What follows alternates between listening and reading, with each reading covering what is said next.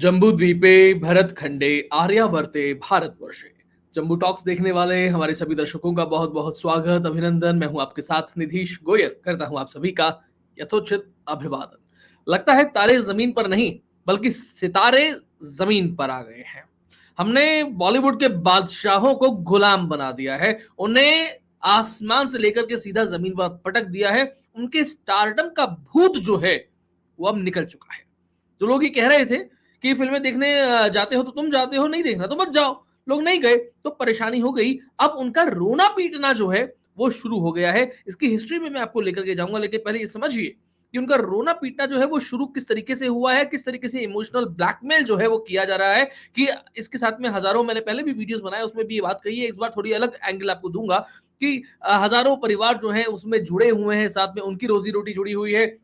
आप केवल एक चेहरे के आधार पर किसी आमिर खान, किसी शाहरुख खान या किसी और निर्देशक महेश भट्ट के आधार पर आप कैसे किसी फिल्म को इवन बिना देखे आप किसी फिल्म को कैसे बॉयकॉट कर सकते हो सर? विद ड्यू रिस्पेक्ट, पहली बात तो किसी फिल्म को बॉयकॉट करना है तो फिल्म देखने के बाद में नहीं हो सकता, इसको बिना फिल्म देखे ही करना पड़ेगा।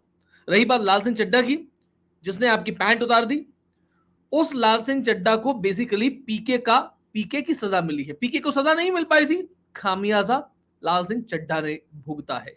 इससे पहले इस आदमी की 2 और फिल्में ये खामियाजा भुगत चुकी हैं। बॉयकॉट नहीं चला अलग बात है, तलाश भी नहीं चली थी, उसके अलावा एक समंदर पे कोई फिल्म आई थी जो पायरेट्स ऑफ कैरिबियन की कॉपी टाइप थी, वो भी नहीं चली थी। लेकिन लाल सिंह चड्ढा से उन्हें बहुत ज्यादा उम्मीद थी, जिसे पर्टिकुलर ये सजा मिली है। अब आप इस बात को समझिएगा कि क्या केवल यही है, इसके अलावा सम्राट पृथ्वीराज पर जिसने फिल्म बनाई अक्षय कुमार। अब अक्षय कुमार तो प्रधानमंत्री जी के करीबी माने जाते हैं, उनके इंटरव्यूज वगैरह लिए हैं, आम कैसे खाए जाते हैं, कैसे खाते हैं, सब उन्होंने प्रश्न पूछे थे। और सम्राट पृथ्वीराज पर यानी कि हिंदू राजा पर फिल्म बनी थी, चंद्र प्रकाश द्विवेदी ने डायरेक्ट की थी, तब भी वो फिल्म फ्लॉप क्यों हो गई? उसके लिए तो बॉयकॉट पृथ्वीराज नहीं चला, लेकिन फिर भी ये फिल्म फ्लॉप हो गई।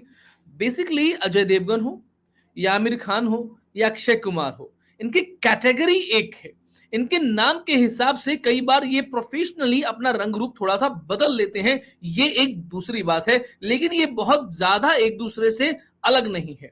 सोच करके देखिएगा, ये जो लोग कह रहे हैं, जो रुदाली कर रहे हैं, विलाप कर रहे हैं, विधवा विलाप एक तरीके का, कि आप बिना फिल्म देखे कैसे बॉयकॉट कर सकते हैं और हजारों लोगों का रोजगार चलता है, इन्होंने एक बार भी माफी मांगी? ये जो कह रहे हैं किसी एक आदमी ने गलती करी उसकी सजा सबको मत दीजिए, जिस एक आदमी ने गलती करी आप उस एक आदमी से माफी तो मंगवाइए। क्या इस पूरे बॉलीवुड में उनमें से किसी ने, किसी एक भी व्यक्ति ने आगे आकर के माफी मांगी कि हमारे कृत्यों की, हमारे कुकृत्यों की सजा आप पूरे बॉलीवुड के स्टाफ मेंबर्स को, उनकी फैमिलीज को, उन छोटे छोटे बच्चों को वो मत दीजिए? क्यों नहीं मांगी? बिकॉज आपका नरेटिव था भारत की आत्मा पर धूल चढ़ाना, आपका नरेटिव था हिंदू धर्म में जितनी भी अच्छाइयां हैं उनको कम दिखाना। इवन केवल यही नहीं हुआ, एनसीईआरटी की पाठ्य पुस्तकों में, बुक्स में भी हुआ, मुगलों को, मुसलमानों को बढ़ावा देना, उनको अच्छा बताना, हिंदुओं को कमतर बताना, उन्हें कायर बताना, उन्हें बेवकूफ बताना। इवन 1913 में फिल्म आई थी पहली, फिल्म का नाम था राजा हरिश्चंद्र, दादा साहब फाल्के जी ने बनाई थी, अपनी पत्नी के जेवर जाटे बेच करके बनाई थी। ये अलग बात है कि इस फिल्म को बनाने के लिए उन्हें राजा रवि वर्मा का सहयोग मिला था, और राजा रवि वर्मा को पूरे तरीके से इस फिल्म इंडस्ट्री ने भुला दिया तो छोड़िए, दादा साहब फाल्के का केवल अवार्ड के नाम पर, उनके बारे में भी क्या दादा साहब फाल्के के ऊपर कभी, उनके जीवन पर इन्होंने कोई एक फिल्म बनाई? नहीं बनाई। क्यों नहीं बनाएंगे? राजा रवि वर्मा के साथ में मिले हुए थे, और पहली फिल्म राजा हरिश्चंद्र बनाई थी। 1916 में दक्षिण में फिल्म बनती है, नाम क्या होता है? कीचक वधम। ये 2 फिल्में शुरुआत में बनी, लेकिन चीजें बढ़ी, आगे बढ़ी। 1931 पहली बोलती फिल्म आई। आपने कई बार ये प्रश्न भी न्यू टाइप कहते थे हमारे समय में, जब हम पढ़ते थे 8th 9th 10th में, 6th 7th में, उस समय ऑब्जेक्टिव पेपर को न्यू टाइप कहा जाता था स्कूल्स में। तो उसमें आता था प्रश्न कि भारत की पहली बोलती फिल्म क्या थी? टिक लगाएंगे, अ ब स द, तो आलम आरा। अब आलम आरा से मुस्लिम एरा की हिंदी फिल्मों में शुरुआत हो जाती है। उर्दू, फारसी, अरबी के लफ्जों को धड़ल्ले से धकेला जाता है। वैसे आप चाहें तो मैं यहाँ पर एक लिंक जो है वो शेयर करूंगा आई बटन में, विध्वंसकारी उर्दू, इस नाम से हमने पूरा एक प्रोग्राम बनाया था। डॉक्टर शैलेंद्र सिंह जो इस पर पुस्तक लिख रहे हैं वो आए थे, और पसमानदा मुस्लिम जो एक बड़ा आंदोलन जो खड़ा कर रहे हैं, फैयज अहमद फैजी, वो आए थे। और 1 घंटे के इस प्रोग्राम में उन्होंने उर्दू की जो बधिया उधेड़ी थी उसे आपने देखना चाहिए। देन आफ्टर 1936 में बनता है प्रगतिशील लेखक संघ, यानी कि प्रोग्रेसिव राइटर्स एसोसिएशन। इसमें कौन लोग थे? घोर इस्लामिस्ट और वामपंथी। इससे मतलब नहीं है कि हिंदू होगा या मुसलमान होगा, जो होगा वो हिंदू धर्म से छेड़छाड़ करेगा, जो होगा वो यहाँ की आत्मा को परेशान करेगा, जो होगा वो अथीस्ट तो होगा, यानी कि नास्तिक तो होगा, लेकिन उसकी नास्तिकता का परिचय केवल और केवल हिंदू धर्म से ही संबंधित होगा। उसकी नास्तिकता का परिचय यही होगा कि कोई बजरंगबली की मूर्ति के सामने आकर के पहले पूजा पाठ करता है और उसके बाद में हिंसा का, किसी को मारने का आदेश निकालता है, आदेश देता है। वो किसी देवी माँ की मूर्ति के सामने पहले घंटियां बजाता है, आरती करता है, और उसके बाद में किसी से बलात्कार करता है। आप कभी भी ये किसी मजार के लिए, किसी दरगाह के लिए, किसी चर्च के लिए, किसी मस्जिद के लिए नहीं देखेंगे। ये अलग बात है कि जिस एक फिल्म ने दिखा दिया द कश्मीर फाइल्स, उसके खिलाफ प्रोपेगेंडा खड़ा कर दिया जाता है। ये बात मैं आपको एक और बताता चलूं कि जयपुर में कुछ वर्षों पहले प्रोग्रेसिव लेखक संघ, इसी के कुछ अनुयायी एक कार्यक्रम करते थे। जिस तरह से जयपुर लिट फेस्ट होता है वैसा ही एक कार्यक्रम यहाँ पर वो लोग भी करते थे। उसका नाम मुझे याद नहीं आ रहा है, लेकिन एक शाम की सभा में गया था। वहां सामने मंच पर बैठकर के ये बोला जा रहा था कि विश्व का सबसे बड़ा आतंकवादी तो हनुमान है, ये कहा जा रहा था। और न केवल वो, बल्कि भगवान शिव के बारे में, सीता माता के बारे में। और कहने वाले कौन थे? सारे मुसलमान नहीं थे। 4 पैनलिस्ट में से केवल एक ही मुस्लिम था, बाकी 3 तो हिंदू थे। उसके बाद में मैंने और मेरे कुछ साथियों ने वहां पर बहुत हंगामा किया। वो पूरा का पूरा जो मंच है वो खत्म हो गया वहां से। हमने उनसे बोला कि अगर क्या आप में हिम्मत है किसी और धर्म के, किसी और मजहब के, किसी व्यक्ति के जो उसमें ऊपर ऊपर शामिल होता है, उसके बारे में कुछ फैक्ट्स आप दिखा पाए, बोल पाए इसी मंच से। उन्होंने कहा हम बोलेंगे, लेकिन बोला नहीं। क्यों नहीं बोला? अगर बोलते तो क्या हो जाता? सरतन से जुदा हो जाता। सरतन से जुदा होने वाली घटना भारत का व्यक्ति नहीं कर सकता, और जो करता है वो भारत का नहीं हो सकता। और अगर भारत का नहीं हो सकता तो उसे कहाँ जाना चाहिए? उसे पाकिस्तान जाना चाहिए, या जहां कहीं हो वहां जाना चाहिए, लेकिन वो भारत का नहीं हो सकता। ये अभी तक लगातार आज तक चल रहा है। 1941 में ये लोग इप्टा बनाते हैं, that is Indian people's theatres association. और इसमें भी वही तरीके के लोग होते हैं।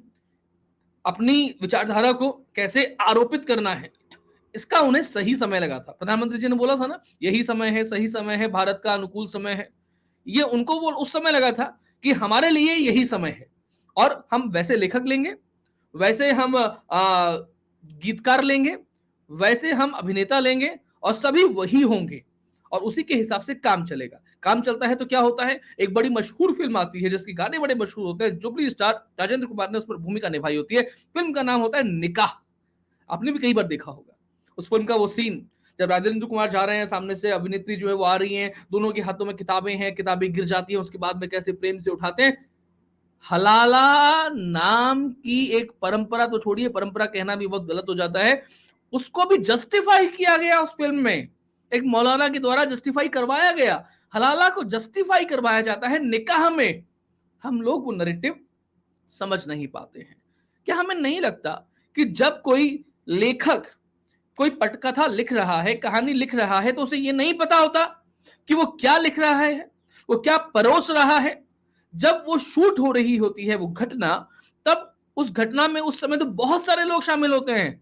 क्या उनमें से किसी को ये समझ नहीं आता, उनके दिमागों में अकल नहीं आती है कि इस समय सामने चल क्या रहा है, घट क्या रहा है?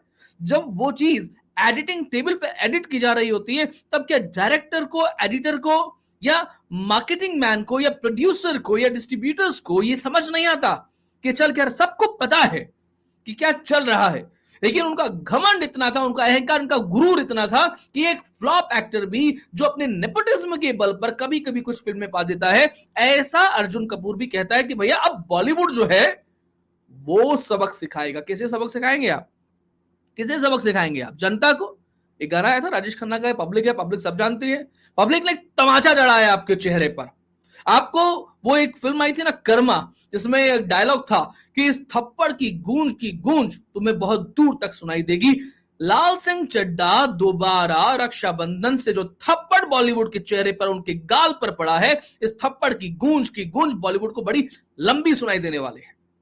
आप विदेशों में जाकर के ओवरसीज राइट्स के माध्यम से अपनी फिल्मों को हिट करा लीजिए, अपना पैसा जो है वो काले धन को थोड़ा सफेद कर लीजिए, अपनी फिल्म की कमाई जो है वो निकाल लीजिए, लेकिन क्या बिना हिंदुस्तानी दर्शक के सिनेमा हॉल्स में गए आप अपनी वही ब्रांड इमेज कायम रख पाएंगे?